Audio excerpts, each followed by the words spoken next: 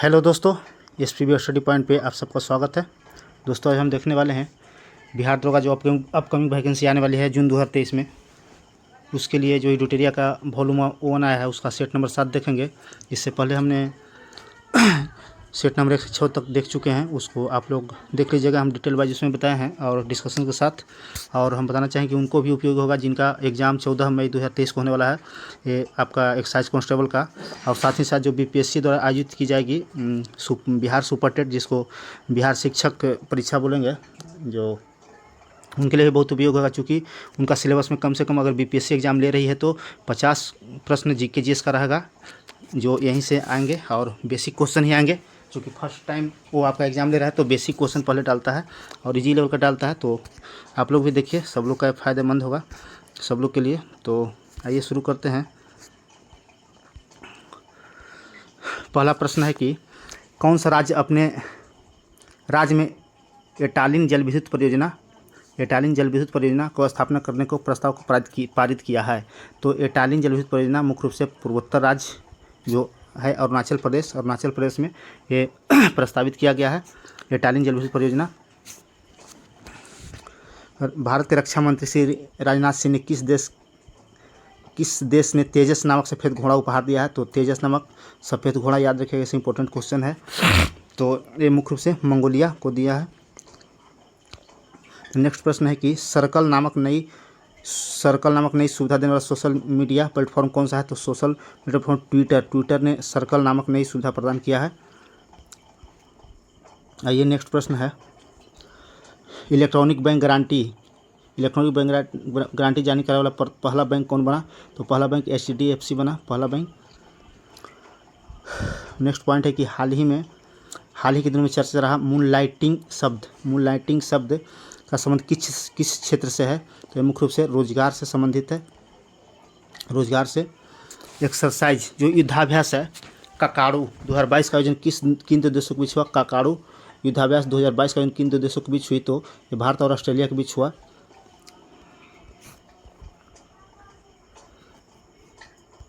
Next one कि भारत की पहली नाइट स्काई सेंचुरी कहाँ स्थापित किया गया है। तो पहली नाइट स्काई सेंचुरी आपको लद्दाख में यूटी है, लद्दाख में स्थापित किया गया है। पद्मश्री पुरस्कार सम्मानित रामचंद्र मांझी जो बिहार से थे, इनका हाल ही में निधन हो गया है। किस क्षेत्र से संबंधित थे। तो ये मुख्य रूप से लोक नर्तक से संबंधित थे। हाल ही में अर्जुन अवार्ड जीतने वाले पहले भारतीय क्रिकेटर जिनका निधन हो, क्या नाम था उनका। तो उनको नाम सलीम दुरानी था, इनका निधन हो गया है सलीम दुरानी को। नेक्स्ट प्रश्न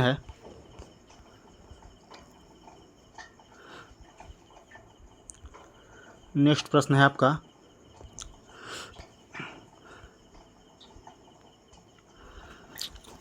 कि विश्व चैंपियनशिप में 2 पदक जीतने वाली पहली महिला पहलवान कौन है। तो विनेश फोगाट हैं, पहली महिला पहलवान विनेश फोगाट, जिन्होंने विश्व चैंपियनशिप में 2 पदक जीती है। हाल ही के दिन में चर्चा में रहा लेबर कप का संबंध किस खेल से है। तो लेबर कप का संबंध मुख्य रूप से टेनिस से है। लेबर कप G20 2022 की अध्यक्षता किस देश ने की है। तो यह बाली के इंडोनेशिया में आयोजित की गई थी और इसलिए इंडोनेशिया में, इसका आंसर इंडोनेशिया हो जाएगा। बाली की इंडोनेशिया में आयोजित हुई थी। आगे इसका 2023 में अगर पूछेगा कि 2023 में आयोजन कहाँ होगा। तो 2023 में भारत में आयोजन होगा और 2024 में ब्राज़ील में होगा। 2024 में ब्राज़ील में होगा। और 2025 की बात करें तो यह साउथ अफ्रीका में होगा। 2025 में साउथ अफ्रीका में होगा 2025 में। आइए नेक्स्ट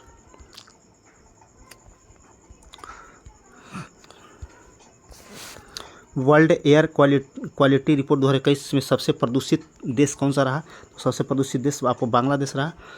नेक्स्ट प्रश्न है बजट 2023-24 के अनुसार भारत श्री की स्थापना की घोषणा की गई, इसका संबंध किस क्षेत्र से है। तो यह मुख्य रूप से जो शिलालेख हैं, जो जैसे प्राचीन शिलालेख हैं जो प्राचीन काल से संबंधित है, उसको डिजिटलीकरण से संबंधित है।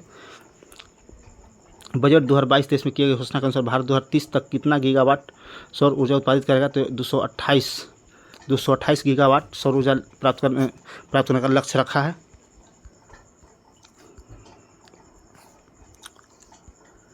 नेक्स्ट प्रश्न है, कर्नाटक सरकार ने किस तिथि को प्रेरणा दिवस के रूप में मनाने की घोषणा किया है? तो ये 17 मार्च को मनाने की घोषणा किया है। 17 फरवरी तो समर्पण दिवस होता है। भारत वन रिपोर्ट 2021 के अनुसार भारत का वनावरण कितना है? 2021 के अनुसार रिपोर्ट के अनुसार 21.71 है वनावरण। प्रश्न है आपका, 2022 में कितने समुद्री तट को ब्लू फ्लैग लिस्ट में शामिल किया गया है? तो मुख्य रूप से 2 समुद्र तट को ब्लू फ्लैग लिस्ट में शामिल किया गया है। टोटल अभी 12 ब्लू फ्लैग समुद्र तट है। नेक्स्ट प्रश्न है आपका,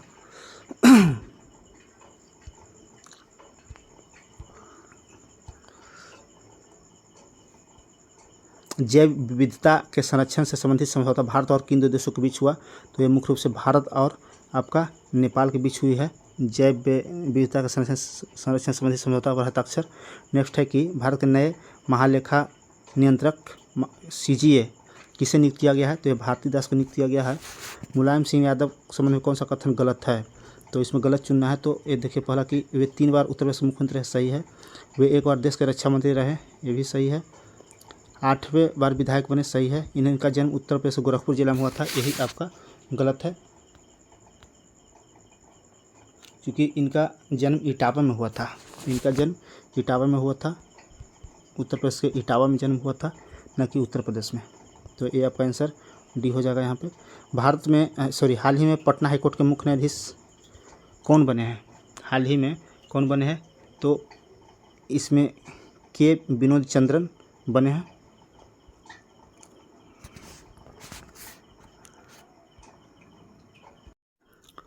नेक्स्ट प्रश्न है आपका, मैथिली भाषा के लिए साहित्य अकादमी पुरस्कार 2022 से किसे सम्मानित किया गया है? मैथिली भाषा के लिए तो अजीत आज़ाद को सम्मानित किया गया है मैथिली भाषा के लिए। 55वां ऑस्कर पुरस्कार के तहत सर्वश्रेष्ठ अभिनेता का पुरस्कार किसने जीता है? तो ये आपका ब्रेंडन फ्रेजर ने जीता है। साहित्य के क्षेत्र में नोबेल पुरस्कार किसे दिया गया है? तो साहित्य के क्षेत्र में पुरस्कार 2022 से एनी एर्नोक्स, जो फ्रांस की लेखिका है, आपको ये भी पूछ सकता है क्वेश्चन कि जो नोबेल पुरस्कार 2022 साहित्य के क्षेत्र में जिसे मिला, किस देश के हैं? तो फ्रांस के हैं एनी एर्नोक्स, ऑप्शन ये सही हो जाएगा। अब्दुल गुन्ना है, तो पिछले बार इनको मिला था, जो दरोगा 2213 में पीटी में पूछा गया क्वेश्चन ही है। पैडा पद्धति क्या है? तो मुख्य रूप से जंगल काटकर सुखाने के छोड़ने के लिए जो विधि होता है, इसको पैडा पद्धति कहते हैं। नेक्स्ट प्रश्न है, महादेव पहाड़ी किसका भाग है? तो महादेव पहाड़ी मुख्य रूप से मध्य प्रदेश में है, और मध्य प्रदेश सतपुड़ा की पहाड़ी है, इसी का भाग है, सतपुड़ा का भाग है महादेव पहाड़ी। कैमूर बिहार में है। दक्कन का पठार किस काल में निर्मित हुई थी? दक्कन का पठार क्रिटेशियस युग में निर्मित हुई थी। दक्कन का पठार बिहार के कितने जिले से होकर गंगा नदी प्रवाहित होती है? तो मुख्य रूप से 12 जिले से होकर प्रभावित होती है। भारत में एग्रो इकोलॉजिकल जोन्स की संख्या कितनी है? तो एग्रो इकोलॉजिकल जोन की संख्या आपका 21 है, 21।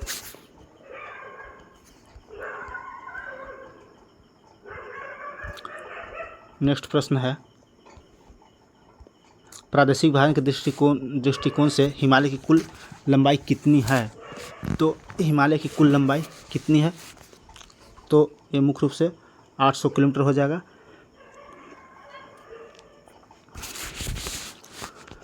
नेक्स्ट है, निम्नलिखित कौन सी झील राजस्थान में नहीं है? तो जो पिछोला झील राजस्थान में है, डिंडवाना झील फतेह सागर झील है, मानस झील जो जम्मू कश्मीर आपका है, ये मुख्य रूप से जम्मू कश्मीर में है। राष्ट्रीय जल संसाधन परिषद का गठन किस वर्ष किया गया था? राष्ट्रीय जल संसाधन परिषद का गठन 1983 में किया गया था, 1983। इसका अध्यक्ष की बात करें तो इसका अध्यक्ष प्रधानमंत्री होते हैं, देश का PM होते हैं, और इसका मुख्य उद्देश्य राज्यों से संबंधित जो जल विवाद है उसको सुलझाना है। तो याद रखिएगा इसका अध्यक्ष। कभी कभी ये भी आपको क्वेश्चन घुमा के पूछेगा कि राष्ट्रीय जल संसाधन परिषद का अध्यक्ष कौन होते हैं? तो प्रधानमंत्री होते हैं। नेक्स्ट प्रश्न है, आर्य सभ्यता में मनुष्य के जीवन के आयु के आरोही क्रम अनुसार निम्नलिखित चरणों में कौन सा विकल्प सही है?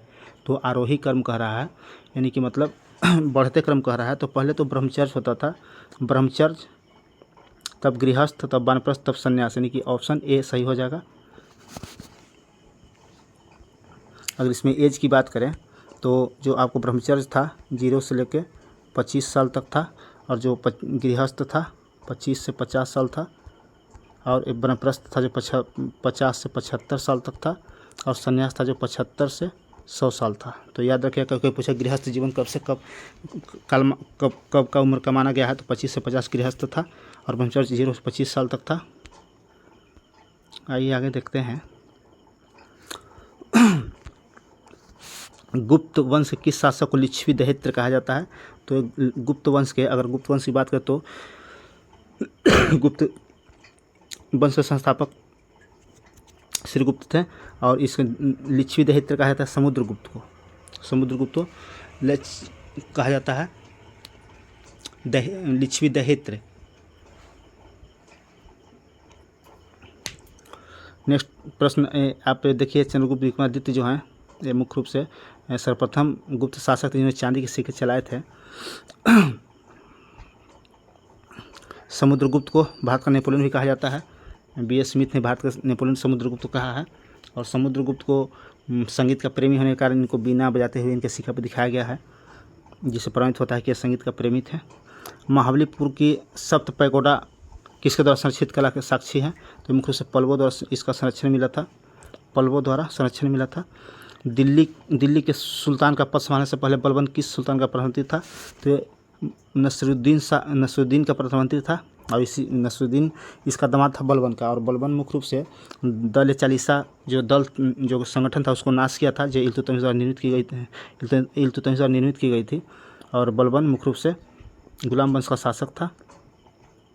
नेक्स्ट प्रश्न है, शेख ने मैच करने के लिए कहा था कि शेख निजामुद्दीन औलिया किस समय थे? तो चिश्ती संप्रदाय से। बहुद्दीन जकारिया, सोहरावर्दी, मियाँ मीर, कादरी सिलसिला, अहमद सरहिंदी, नक्शबंदी। तो इनमें से सभी हो जाएगा, ऑप्शन डी सही हो जाएगा। नेक्स्ट प्रश्न है,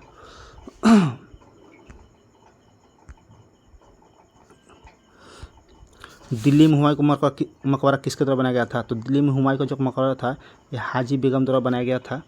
गुलबंद बेगम हुमायूं का बहन थी, इन्होंने हुमायूंनामा की रचना की थी, और ये बाबर का पुत्री थी। अकबर महान को कौन नहीं जानता है, इसको हम डिटेल देखेंगे जब हम मध्यकालीन पढ़ाएंगे अपना चैनल से। तो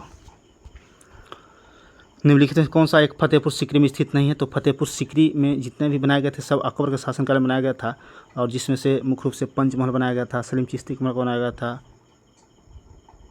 मरियम पैलेस बनाया गया था। तो आप यहाँ मोती मस्जिद नहीं बनाया गया था, मोती मस्जिद नहीं बनाया गया था। गुरु गोविंद सिंह द्वारा खालसा पंथ की स्थापना किस वर्ष किया गया था? तो 1699 ईस्वी में खालसा पंथ की स्थापना किया गया था।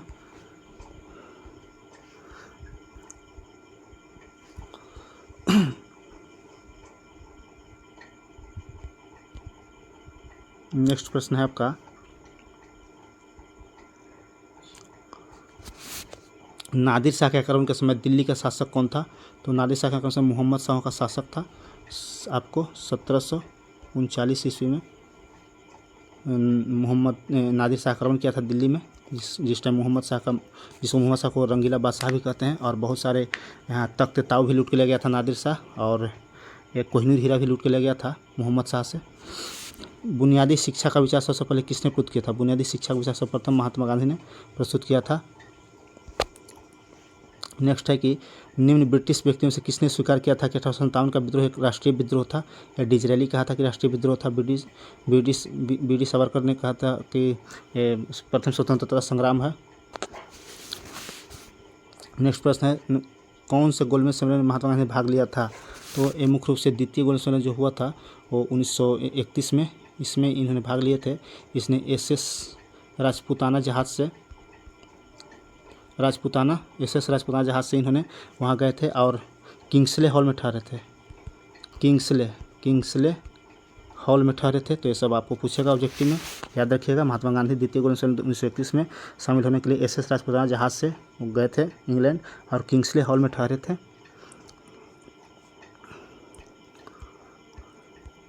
नेक्स्ट प्रश्न है, संविधान बनाते समय निम्नलिखित में कौन सा आदर्श प्रस्तावना में शामिल नहीं किया गया था? तो मूल संविधान में तो स्वतंत्रता भी है, समानता है, न्याय है, तीनों है। जो समाजवाद है वो नहीं था। समाजवाद को मुख्य रूप से इंदिरा गांधी की सरकार ने 42वां संविधान संशोधन 1976 में शामिल किया था, और इसमें मुख्य रूप से और शामिल किया था, जैसे कि आपको जो आपका था पंथ निरपेक्ष अखंडता और समाजवाद, ये तीनों शुरुआती में नहीं था। ये तीनों को 42वां संविधान 1976 द्वारा शामिल किया गया। सोरेनसन समिति की सिफारिश पर शामिल किया गया था। आइए नेक्स्ट प्रश्न है, संपत्ति के अधिकार को मौलिक अधिकार में अधिकार की सूची में किसके शासनकाल में हटाया गया था? तो प्रथम गैर कांग्रेसी सरकार जब 1977 में केंद्र बना 1977 में केंद्र बना मोरारजी देसाई की सरकार थी, जो प्रथम गैर कांग्रेसी सरकार थी।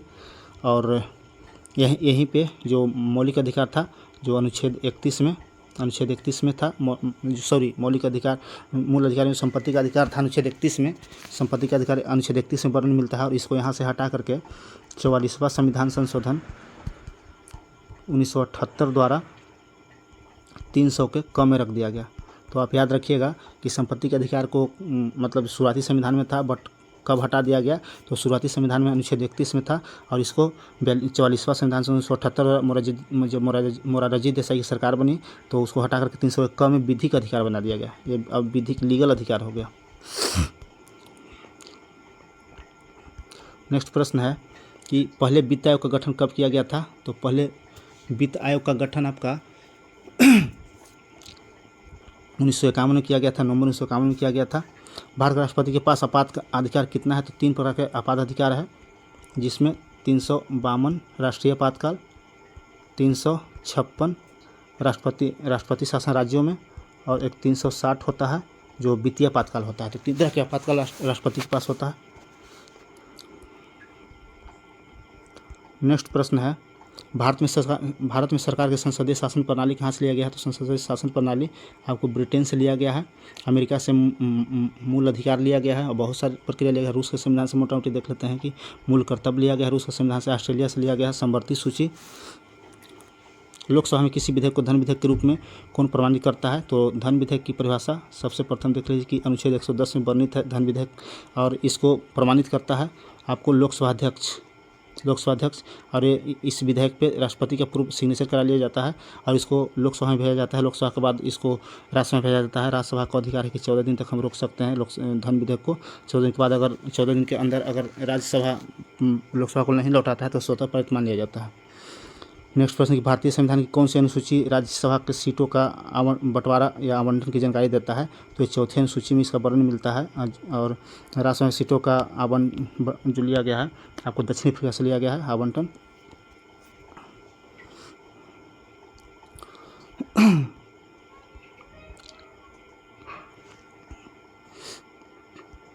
चलिए अगला क्वेश्चन है कि सुप्रीम कोर्ट के सेवानिवृत्त न्यायाधीशों के लिए कहाँ पर वकालत करने की मनाही है? तो ये कहीं भी नहीं कर सकते हैं। जब सुप्रीम कोर्ट जो सबसे शीर्ष एक न्यायिक संस्था है, वहाँ से रिटायर होने के बाद किसी भी न्यायालय में इनको नहीं वकालत कर लिया जाएगा।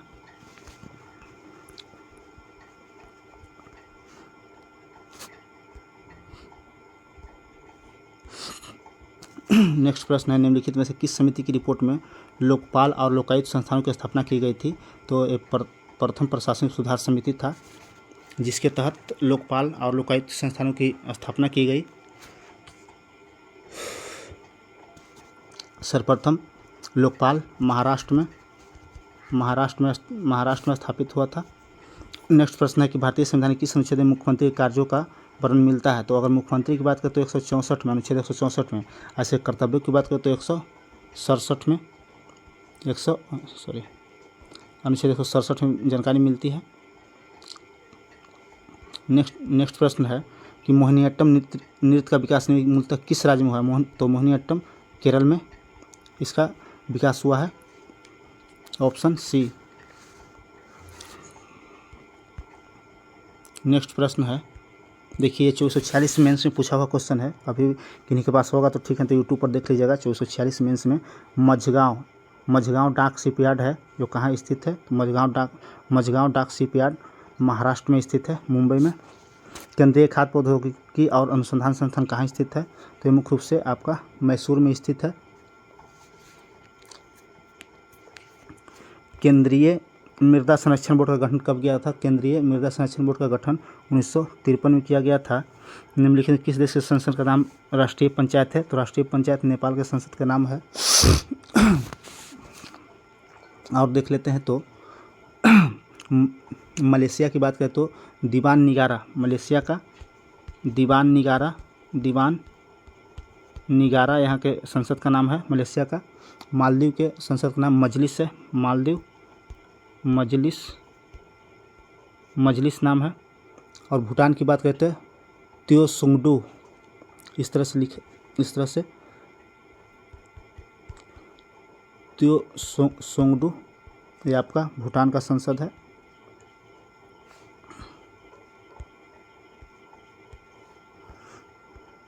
नेक्स्ट प्रश्न है कार्टाजेना प्रोटोकॉल का संबंध किससे है? तो जैव सुरक्षा समझौता से कार्टाजेना प्रोटोकॉल का संबंध है। नेक्स्ट प्रश्न है गैस जो धान के खेत में उत्सर्जित होता है भूमि के तापमान में वृद्धि करता है? तो ये मुख्य रूप से मीथेन है।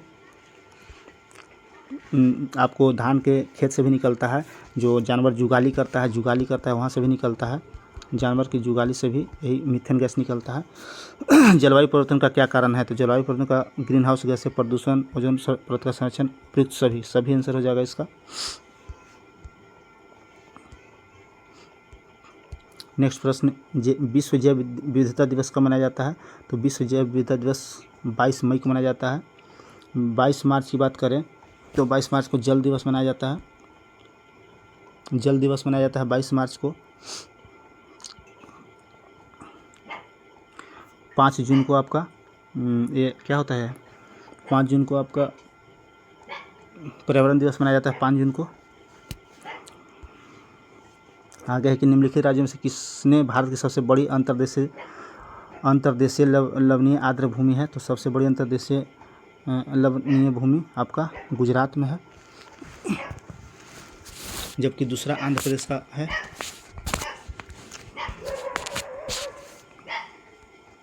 नेक्स्ट प्रश्न है आपका निम्नलिखित में से किस राशि की कोई मात्रक नहीं है? तो अपेक्षित घनत्व का कोई मात्रक नहीं होता है।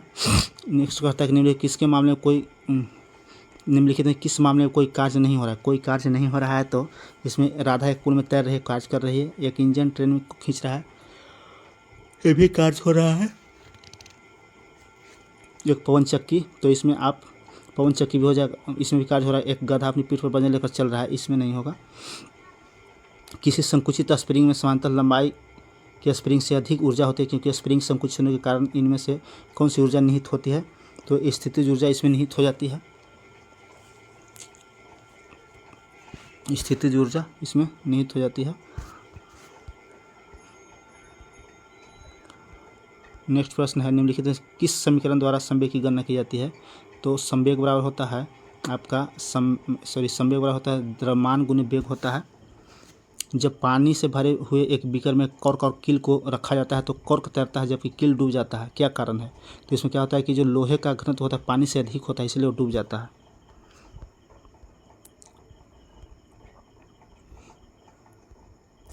निम्नलिखित कौन सा विद्युत चुम्बकीय तरंग नहीं है? विद्युत चुम्बकीय तरंग नहीं है तो इसमें आपका अल्ट्रासाउंड होता है, ये विद्युत चुम्बकीय तरंग नहीं है। निम्नलिखित कौन सा कथन सत्य है?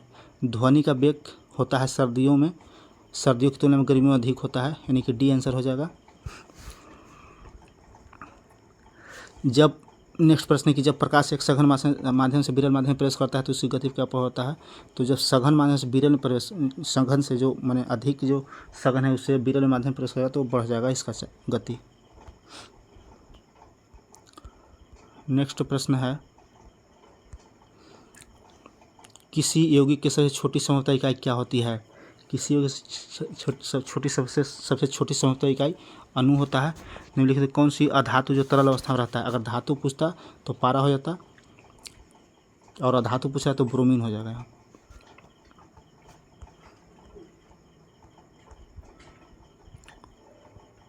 नेक्स्ट प्रश्न है आपका समान रासायनिक गुण वाले दो तत्वों को निम्नलिखित में से कौन सा विकल्प सही है। समान रासायनिक गुण के अगर दो तत्व है तो उनके लिए कौन सा विकल्प इसमें सही हो जाएगा। तो इसमें मुख्य रूप से हो जाएगा तत्वों में संयोजित इलेक्ट्रॉन की संख्या समान होती है, ये आपका ऑप्शन ए सही हो जाएगा। परमाणु हथियार में उपयोग किए जाने वाले सबसे समानांतर समस्थानिक कौन है, तो मुख्य रूप से यूरेनियम और प्लूटोनियम को इस्तेमाल किया जाता है। जो आपको 6 अगस्त और 9 अगस्त को नागासाकी हिरोशिमा पर गिराया गया था, वो वहाँ पर यूरेनियम प्लूटोनियम का इस्तेमाल किया गया था। नेक्स्ट प्रश्न है, परमाणु की ऑक्सीकरण स्थिति क्या प्रदर्शित करती है। तो ये मुख्य रूप से यौगिक का वास्तविक आवेश होता है जो प्रदर्शित करता है। आधुनिक आवर्त सारणी में समूह 18 के मूल तत्व अपनी बाध्यता का 8 इलेक्ट्रॉन होने वाले को छोड़कर अन्य सभी को क्या कहते हैं। तो 18 के मूल तत्व है जो उसको छोड़कर के अन्य जो होते हैं वो निष्क्रिय गैस होते हैं।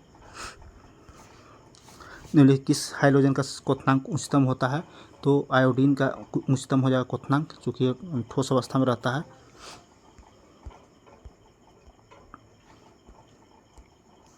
हीरे के कार्बन परमाणु के बाहरी कोश से मुक्त इलेक्ट्रॉनों की संख्या कितनी होती है, तो 0 होता है। नेक्स्ट प्रश्न है, ऑक्सीजन की उपस्थिति में अयस्क को गर्म करने की क्रिया को क्या कहते हैं। तो ऑक्सीजन की उपस्थिति में अयस्क को गर्म करने की क्रिया को भंजन कहते हैं, मुख्य रूप से भंजन कहते हैं। नेक्स्ट प्रश्न है कि टॉक्सिकोलॉजी किसका अध्ययन किया जाता है टॉक्सिकोलॉजी में। तो विष या जहर का अध्ययन टॉक्सिकोलॉजी कहलाता है। नेक्स्ट प्रश्न है आपका, मानव शरीर का सबसे बड़ा अंग कौन सा है। तो मानव शरीर का सबसे बड़ा अंग अगर डायरेक्ट पूछे तो आप त्वचा दे सकते हैं, स्किन। अगर अंदर पूछे कि सबसे बड़ा ग्रंथि कौन है मानव शरीर का, तो आपका यकृत हो जाएगा, यकृत। निम्नलिखित कौन सा उत्तक जड़ों से खाद्य पदार्थों का परिसंचरण करता है। तो जड़ों से बोल रहा है इसीलिए जहाँ जाइलम हो जाएगा। अगर ऐसे बोलता है कि भोजन का व्यवस्था कौन करता है तो फ्लोएम होता है भोजन के लिए। अगर जड़ से बोल रहा है कि जड़ से तो जाइलम हो जाएगा यहाँ।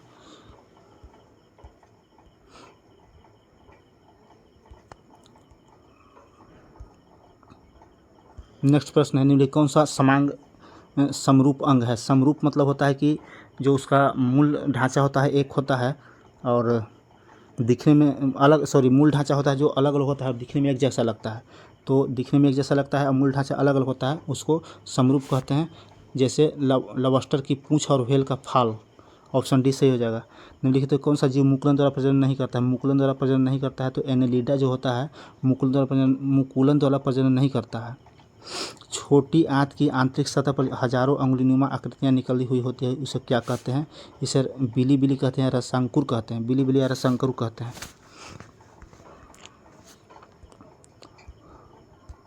मस्तिष्क का कौन सा हिस्सा सांस लेने में नियंत्रण करता है। सांस नियंत्रण करता है मेडुला ऑब्लिंगम जो होता है, मेडुला सांस लेने में नियंत्रण करता है। गर्भाशय किसके माध्यम से योनि में खुलता है। तो गर्भाशय आपको गर्भाशय ग्रीवा के माध्यम से योनि में खुलता है। निम्नलिखित में कौन सा पौधा थैलोफाइट के अंतर्गत नहीं आता है। तो थैलोफाइट के अंतर्गत फ्यूरेनिया है जो थैलोफाइट के अंतर्गत नहीं आएगा, बाकी सब थैलोफाइट के अंतर्गत आता है। नेक्स्ट प्रश्न है आपका कि निम्नलिखित में कौन सा क्षेत्रक प्राथमिक क्षेत्र के अंतर्गत नहीं है। प्राथमिक यानी प्राइमरी सेक्टर के अंतर्गत नहीं आता है। तो विनिर्माण है जो द्वितीय क्षेत्र के अंतर्गत आता है, सेकेंडरी आता है। और मुख्य रूप से अगर प्राथमिक क्षेत्र की बात करें तो जब देश की आज़ादी में थी उस टाइम प्राथमिक क्षेत्र की जो जीडीपी में प्रतिशत सबसे अधिक था। वर्तमान में तृतीय क्षेत्र का जीडीपी में योगदान अधिक है।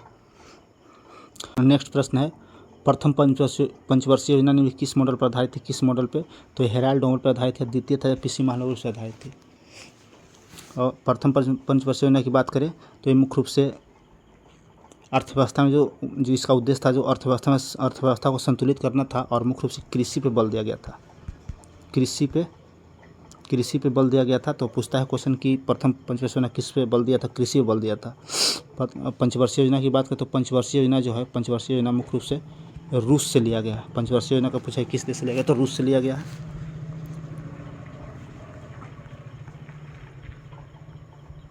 नेक्स्ट प्रश्न है कि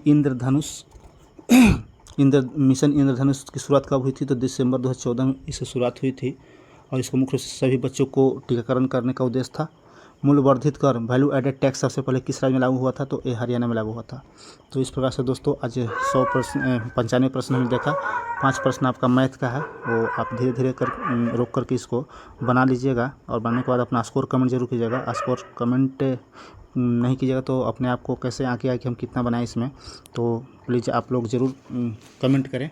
और चैनल पे नए हैं तो लाइक और सब्सक्राइब जरूर कीजिएगा, क्योंकि हम बिहार दरोगा, बिहार पुलिस और जो वैकेंसी आने वाली है बिहार जो बीपीएससी द्वारा बिहार टीचर का जो परीक्षा आयोजन कराया जाएगा उसका हम संपूर्ण तैयारी कराएंगे इसी चैनल के माध्यम से। पहले वैकेंसी आने दीजिए और सिलेबस जारी करने दीजिए। मई के प्रथम वीक में जारी कर देगा तो उसका भी हम शुरू कर देंगे क्लास। तो उम्मीद करते हैं कि आप लोग इसको लास्ट तक देखिएगा और लाइक सब्सक्राइब शेयर कीजिएगा जरूर। इसलिए लास्ट देखने के लिए धन्यवाद।